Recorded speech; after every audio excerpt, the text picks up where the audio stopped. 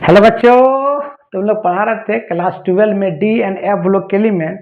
उसमें आज हम बात करते हैं बेटा बहुत इंपॉर्टेंट टॉपिक्स। क्या मालूम है? Standard electrode potential of D block element and reactivity. ठीक है, समझो स्टैंडर्ड का मतलब होता है क्या। स्टैंडर्ड का मतलब बेटा होता है, स्टैंडर्ड का मतलब होता है स्टैंडर्ड। स्टैंडर्ड का मतलब होता है स्टैंडर्ड कंडीशन, और स्टैंडर्ड का मतलब क्या होता है? यहाँ स्टैंडर्ड कंडीशन होता है, स्टैंडर्ड कंडीशन। अब स्टैंडर्ड कंडीशन क्या होता है? तो स्टैंडर्ड कंडीशन का मतलब होता है कि कोई भी सॉल्यूशन का जो कंसंट्रेशन होगा बेटा वो 1 मोलर होगा। कितना होगा? 1 मोलर। और उस समय बेटा उसका टेम्परेचर जो होगा वो आपका 298 केल्विन होगा। और 1 मोलर का मतलब होता है 1 mole of solute present in 1 litre of solution, मतलब मोलारिटी रेट। ठीक है। अब इलेक्ट्रोड पोटेंशियल क्या होता है? इलेक्ट्रोड पोटेंशियल का मतलब होता है कि कोई भी मेटल आयन, मान ले आपका ये कॉपर, सपोज करो कॉपर सॉलिड है, सॉरी कॉपर आयंस के फॉर्म में Cu+2, किस फॉर्म में? एक्वस के फॉर्म में मान लेते हैं। तो कॉपर आयन 2 इलेक्ट्रॉन को रिसीव करके ये कॉपर सॉलिड में कन्वर्ट होना क्या बोलते हैं हम लोग? इलेक्ट्रोड पोटेंशियल बोलते हैं। डैट मीन्स क्या बता जान देना, ये E0 क्या हो गया? Cu+2 से ये आपका Cu में कन्वर्ट हो गया। कोई दिक्कत? कोई दिक्कत? इसी बोलते हैं हम लोग क्या? Electrode potential. कि कोई भी मेटल आयन इलेक्ट्रॉन को रिसीव करके वो मेटल सॉलिड में कन्वर्ट होना को क्या बोलते हैं? इलेक्ट्रोड पोटेंशियल बोलते हैं। और एक चीज़ याद रखना बेटा, ये तो समझ में आ गया तुमको। अब हम जो बात करते हैं वो बात करना मतलब ये था, ध्यान देना बेटा, कि कोई भी E0 का मतलब स्टैंडर्ड याद रखना। कोई बेटा E0 कोई भी मतलब मेटल आयन, मान लो कॉपरे है, ये Cu+2 आयंस के फॉर्म में ये है, 2 इलेक्ट्रॉन लेके Cu बना। ठीक है।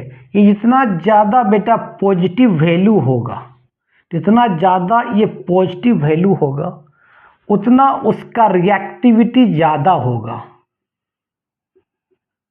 मतलब वो कॉपर आयन जल्दी 2 इलेक्ट्रॉन को लेके कॉपर सॉलिड में क्या होगा? कन्वर्ट होगा। जितना ज़्यादा पॉजिटिव होगा उतना बेटा उसका रिएक्टिविटी क्या होगा?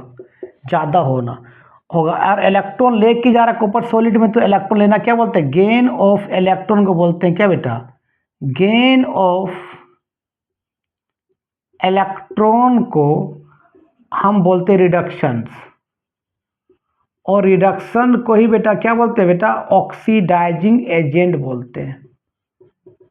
ऑक्सीडाइजिंग एजेंट बोलते हैं। जितना जल्दी कॉपर आयन 2 इलेक्ट्रॉन को लेके कॉपर सॉलिड बनता है, जितना ज़्यादा जल्दी बनेगा उतना पॉजिटिव वैल्यू होगा, उतना रिएक्टिविटी होगा, और उतना बेटा स्ट्रॉन्ग ऑक्सीडाइजिंग एजेंट होगा।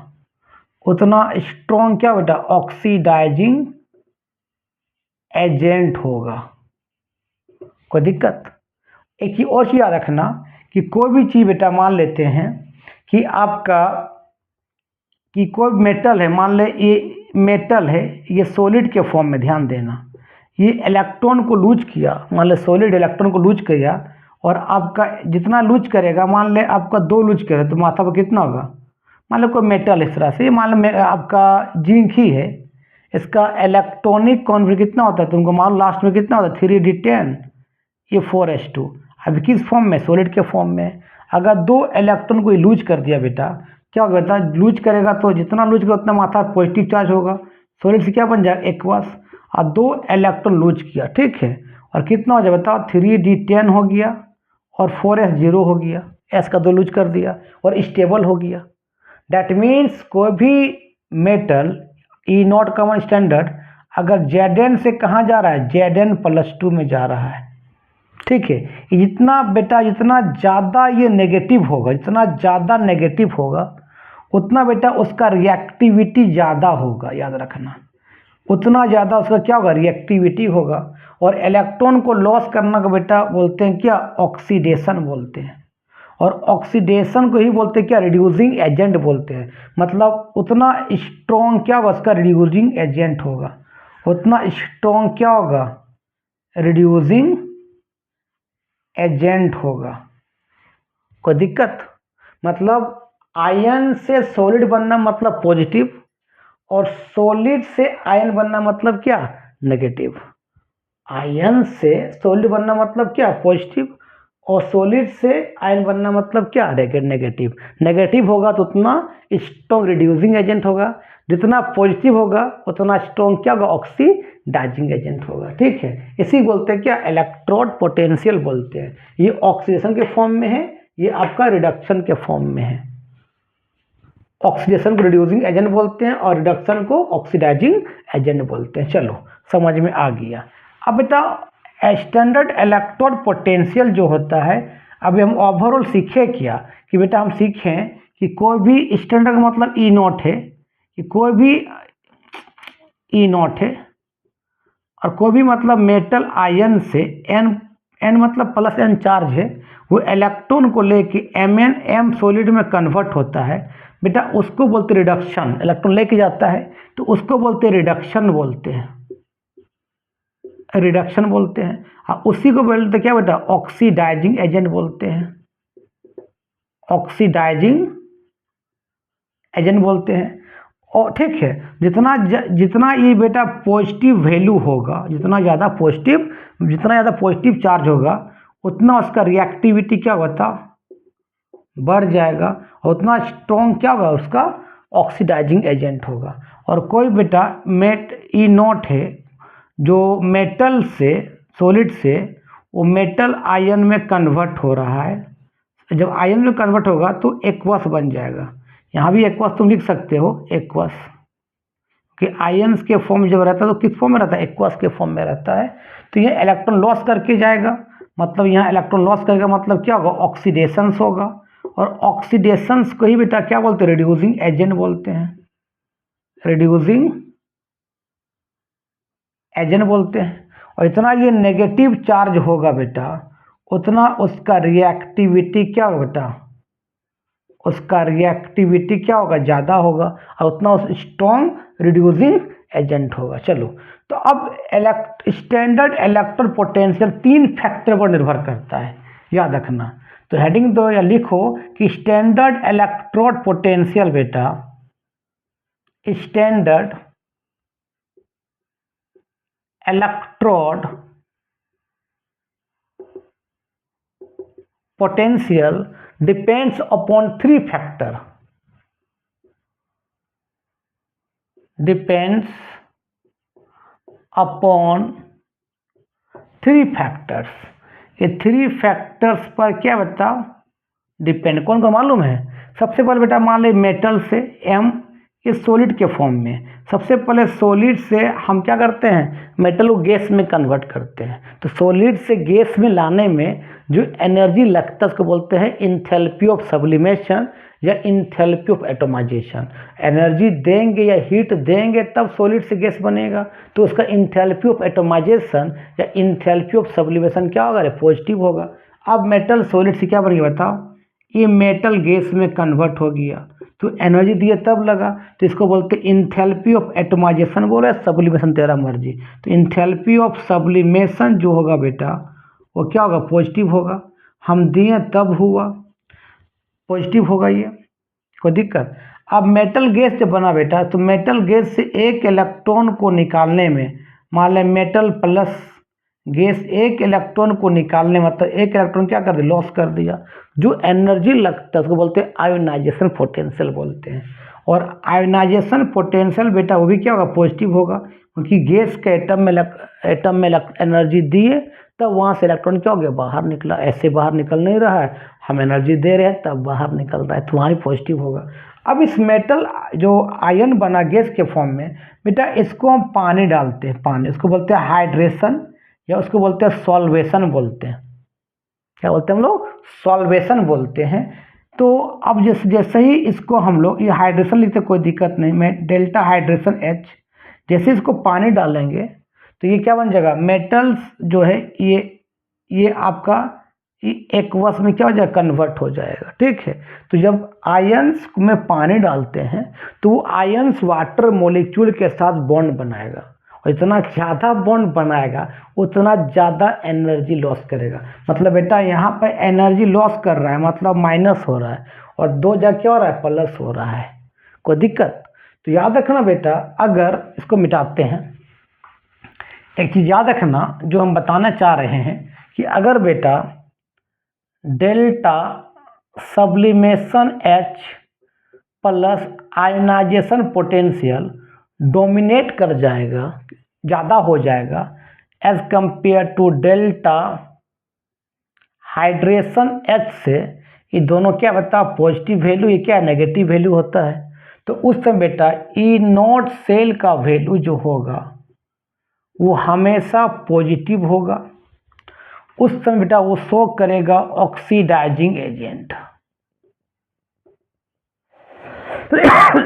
ऑक्सीडाइजिंग एजेंट शो करेगा, और इतना ज़्यादा पॉजिटिव होगा उतना रिएक्टिविटी ज़्यादा होगा। लेकिन बेटा ये भी तो हो सकता है कि डेल्टा हाइड्रेशन H डोमिनेट कर जाए डेल्टा किससे बता बेटा, सब्लिमेशन H और आयनाइजेशन पोटेंशियल से। ये तो माइनस होता है, दोनों क्या होता है प्लस, तो माइनस ज़्यादा हो गया। तो उस समय बेटा ई नॉट सेल का वैल्यू नेगेटिव होगा, और उस समय बेटा ये शो करेगा रिड्यूसिंग एजेंट शो करेगा, और जितना ज़्यादा नेगेटिव होगा उतना रिएक्टिविटी ज़्यादा होगा, यहाँ जितना ज़्यादा पॉजिटिव होगा उतना रिएक्टिविटी ज़्यादा होगा। और याद रखना बेटा, जितना मेटल पर पॉजिटिव चार्ज होगा, जितना चार्ज होगा उतना पानी डालने से उतना वाटर के साथ बॉन्ड बनाएगा, उतना ज़्यादा एनर्जी लॉस करेगा, और जितना ज़्यादा एनर्जी लॉस करेगा उतना स्टेबल होगा। याद रखना, मतलब बेटा जितना पॉजिटिव चार्ज ज़्यादा होगा उसको पानी मिलाएंगे तो उतना बॉन्ड बनाएगा उस आयन वाटर के साथ, उतना एनर्जी लॉस करेगा, उतना स्टेबिलिटी ज़्यादा होगा। तुमसे एक क्वेश्चन पूछ देगा बाबू कि इस तरह से, इसको मिटा देते हैं तो तुम तो समझ गया कि बाबू कि कॉपर +1 एक्वस और copper +2 aqueous which are more stable. तो भाई इसमें पॉजिटिव चार्ज ज़्यादा है, इसको पानी मिलाने से ज़्यादा क्या करेगा, वाटर के साथ बॉन्ड बनाएगा, और इतना एनर्जी लॉस करेगा उतना स्टेबल ज़्यादा होगा। ठीक है, डैट मीन जितना पॉजिटिव चार्ज होगा उतना वाटर से को उसमें वाटर में डालेंगे, उतना वाटर के साथ बॉन्ड बनाएगा, उतना ज़्यादा एनर्जी लॉस करेगा, उतना स्टेबल ज़्यादा होगा। डैट मीन्स बेटा तुम बोल सकते हो sir Cu+2 aqueous is more stable then क्या Cu+ एक्वा। ऐसा क्यों रे भाई? क्योंकि बेटा यहाँ पर Cu+2 एक्वास में बेटा डेल्टा हाइड्रेशन ज़्यादा नेगेटिव होगा। जितना ज़्यादा नेगेटिव होगा बेटा उतना ज़्यादा क्या होगा, स्टेबल होगा, उतना ज़्यादा स्टेबल हो। क्यों? ज़्यादा मैक्सिमम एनर्जी लॉस करेगा। मैक्सिमम बेटा एनर्जी क्या करेगा बता, एनर्जी क्या करेगा बता बेटा, लॉस करेगा। कोई दिक्कत? यहाँ तो लिखो, एक एनसीईआरटी क्वेश्चन करवाते हैं। ठीक है, चलो तो एक क्वेश्चन लिखते हैं एनसीईआरटी का जो इम्पोर्टेंट है, ऐसा क्वेश्चन एग्जाम में आ सकता है। तुम लोग आई थिंक इलेक्ट्रोड पोटेंशियल तुम लोग को अच्छा तरीके से समझ में आ गया होगा। ठीक है, चलो एक क्वेश्चन देते हैं एनसीईआरटी का, बहुत इंपॉर्टेंट क्वेश्चन है बाबू, उसको बताते हैं, थोड़ा सा देख लो। लिखा है बेटा एक्सप्लेन, ये एग्जाम्पल क्वेश्चन एनसीईआरटी में देख लेना, इनऑर्गेनिक केमिस्ट्री में डी ब्लॉक एलिमेंट में। Explain H2 why the E naught value for the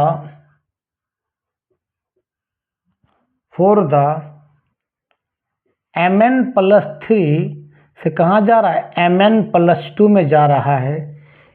couple is much, couple CUPLE, couple is much more positive, is much more positive then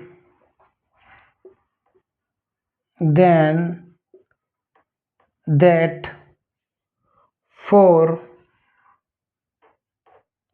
Cr+3 से Cr+2 और Fe+3 से Fe+2। ये question है मेरा। Question है कि explain as why E naught value for the Mn+3 से Mn+2 में जा रहा है इज मच मोर पॉजिटिव, ज़्यादा पॉजिटिव क्यों है देन किसे Cr+3 Cr+2 से और Fe+3 से Fe+, ऐसा क्यों Fe+3 से Fe+2 ऐसा क्यों? देखो बेटा, सबसे पहले बेटा क्रोमियम का जो इलेक्ट्रॉनिक कॉन्फिगरेशन होता है 24 होता है। इसका होता है बेटा, याद रखना, 3d4 और 4s2 होता है। ध्यान देना। अगर क्रोमियम 2 इलेक्ट्रॉन लूज करते, जितना लूज क्रोमियम 2 लूज किया तो क्रोमियम से क्या बन जाए बता, क्रोमियम+2 हो जाएगा। और क्या लिखेंगे हम लोग, 3d4 4s0, 2 इलेक्ट्रॉन क्या लूज कर दिया। इसका कितना होता है बताओ, 3d4 4s2। और फिर देखो बेटा, ये क्रोमियम+2 से कहाँ जाए बता, क्रोमियम, अच्छा क्रोमियम नहीं, सॉरी मैग्नीज है, सॉरी बेटा, सॉरी मेरे भाई, मैग्नीज है बेटा। मैग्नीज का जो Mn होता है उसका एटॉमिक नंबर 25 होता है। इसका इलेक्ट्रॉनिक कॉन्फिगरेशन कितना होता है, 3d5 और 4s2 होता है। तो अब मैग्नीज ये है, यहाँ से 2 इलेक्ट्रॉन लूज कर दिए हैं, कितना हो जाएगा Mn+2, 2 लूज कर, पहले किसका जाएगा, s का इलेक्ट्रॉन जाएगा, कितना बन जाएगा 3d5 4s0। मतलब बेटा 2 इलेक्ट्रॉन बंदा लूज कर रहा है तो स्टेबल हो जा रहा है। और कोई भी चीज़ स्टेबल से अनस्टेबल जाना नहीं चाहता है, कोई दिक्कत। अब तुम इसको देखो बेटा कि Mn, अब देखो ठीक है, अगर मैं चला भी गया Mn+2 और मान ली Mn+3 है, क्वेश्चन बोला Mn+3 बोला कि Mn+3 है, तो Mn+3 का मतलब क्या समझा कि Mn+2 से 3 मतलब क्या समझा कि D का 1 इलेक्ट्रॉन और जाएगा। मतलब बेटा ये Mn+3 का मतलब तेरा क्या हो गया, आपका 3d4 हो गया और 4s0 हो गया। D से एक और चला, जितना इलेक्ट्रॉन जाएगा उतना मात्रा पॉजिटिव चार्ज होगा। अब ध्यान देना बेटा, तो D पर 4 है अभी, तो ये एक इलेक्ट्रॉन जल्दी लेना चाहेगा और जल्दी लेके ये Mn+2 में कन्वर्ट होना चाहेगा, क्योंकि अगर एक ले लेगा तो बेटा उतना 3d5 और 4s0 हो जाए, जल्दी लेना चाहेगा। दैट मीन्स उसका जो ई नोट आपका Mn+3 से जल्दी Mn+2 में आना चाहेगा, क्योंकि स्टेबल आ रहा है। मतलब बेटा ये 3d4 से ये 3d5 में कन्वर्ट होगा, अनस्टेबल से स्टेबल होगा, तो उसका उतना ज़्यादा पॉजिटिव वैल्यू होगा, उतना ज़्यादा पॉजिटिव होगा और उतना ज़्यादा उसका क्या होगा, रिएक्टिविटी होगा। मतलब जल्दी जाना चाहेगा, कोई भी अनस्टेबल से स्टेबल क्यों आना चाहता है, तो भाई उतना उसका ई नोट का वैल्यू पॉजिटिव होगा, उतना उसका रिएक्टिविटी क्या हो जाएगा, ज़्यादा हो जाएगा। इसलिए इसका Mn+3 का बेटा कितना हो रहा है, देखो तो यहाँ 3d4 हो रहा है, तो चाहेगा कि एक इलेक्ट्रॉन को लेके हम 3d5 हो जाए, एक ले लेगा तो 4 से कितना 5 हो जाएगा। लेना का मतलब क्या बोलते हैं बेटा, उसको क्या बोलते हैं, रिडक्शन बोलते हैं। और रिडक्शंस को ये क्या बोलते हैं बेटा बता, ऑक्सीडाइजिंग एजेंट बोलते हैं। तो उसको इतना उसका स्ट्रॉन्ग ऑक्सीडाइजिंग एजेंट हो जाएगा, जल्दी लेकर अनस्टेबल से स्टेबल होना चाहेगा, उतना उसका ई नोट का वैल्यू पॉजिटिव होगा, उतना उसका रिएक्टिविटी क्या होगा, ज़्यादा होगा। अब देखते हैं इसका, देखो तो Cr+3 Cr+2 का देखो बेटा, Cr कितना, क्रोमियम कितना 24 होता है, कितना लिखते बेटा बताओ, 3d4 4s2। तो क्रोमियम+3 का मतलब 3 लूज किया है, तो 2s से D से 1 चला जाएगा, कितना देखो तो क्रोमियम कितना हो जाएगा, ये +3, मतलब बेटा ये 3d3 और 4s0 होगा। और D पर 3 भी स्टेबल है, याद रखना, according to crystal field theory, जब बताएंगे तब समझ में आएगा कि D पर 0 तो स्टेबल है, ये है 5 तो स्टेबल है, ये है 10 तो स्टेबल है, लेकिन D पर 3 भी क्या बेटा स्टेबल होता है, याद रखना। क्रिस्टल फील्ड थ्योरी बताएंगे तब समझ में आएगा। तो ये तो स्टेबल है मेरे भाई। ठीक है। ये एक इलेक्ट्रॉन को लेके कभी भी एक लेगा तो एक चार्ज घट जाएगा, मैंने +3 क्या हो जाएगा, +2 हो जाएगा। क्रोमियम +2 आना नहीं चाहेगा, मतलब 3D 4 आना नहीं चाहेगा।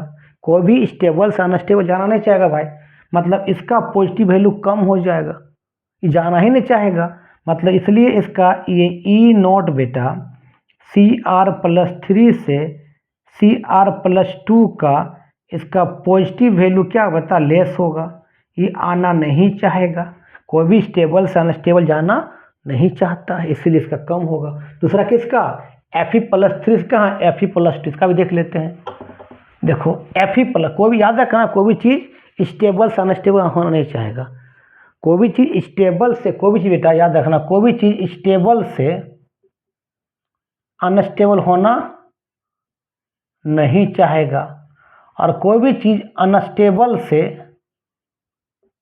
स्टेबल होना चाहेगा, तो उस समय उसका E0 सेल का वैल्यू पॉजिटिव क्या हो जाएगा, बढ़ जाएगा, उतना रिएक्टिविटी बढ़ जाएगा। देखो तो Fe का बेटा, Fe का होता है 26, इसका इलेक्ट्रॉनिक लास्ट में कितना 3d6 और क्या 4s2, तो Fe+3 बेटा देखो तो +3 का मतलब S का 2 और D से 1, तो ऑलरेडी कितना बेटा 3d5 है, 4s0, ये बेटा स्टेबल है, D में 5 है, तो चाहेगा एक इलेक्ट्रॉन लूज गेन करना चाहेगा। अब बेटा एक इलेक्ट्रॉन तुम गेन करा दोगे इसको फिर से, तो एक पॉजिटिव कम हो जाएगा, मतलब Fe+3 कितना बेटा, कितना हो जाएगा, Fe+2 हो जाएगा, और 3d5 से कितना हो जाएगा, 3d6 हो जाएगा, 4s0 स्टेबल से क्या बताओ अनस्टेबल हो जाएगा। तो कोई पागल है कि अनस्टेबल स्टेबल जाए, सॉरी कोई पागल है कि स्टेबल से हम क्या अनस्टेबल की ओर जाए। जिसका मतलब बेटा इसका E0 जो वैल्यू है बेटा आपका Fe+3 से कहाँ जा रहा है, Fe+2, मतलब इसका ये पॉजिटिव क्या है, इसका पॉजिटिव क्या लेस से कम है, जाना चाहेगा नहीं। तो यहाँ पर सबसे ज़्यादा Mn+3 से Mn+2 का मोर पॉजिटिव क्यों था, क्योंकि 4 से वो 5 होना चाहेगा एक इलेक्ट्रॉन को लेके, क्योंकि अगर एक इलेक्ट्रॉन ले लेगा तो 3d5 में कन्वर्ट हो जाएगा, उसका रिएक्टिविटी बढ़ जाएगा, इसलिए उसका E0 सेल का वैल्यू मच मोर पॉजिटिव है। ठीक है, तो आज के वीडियो में ही समाप्त करते। वीडियो अच्छा लगता देखो और दोस्तों को फॉरवर्ड करो। तब तक के लिए बाय बाय।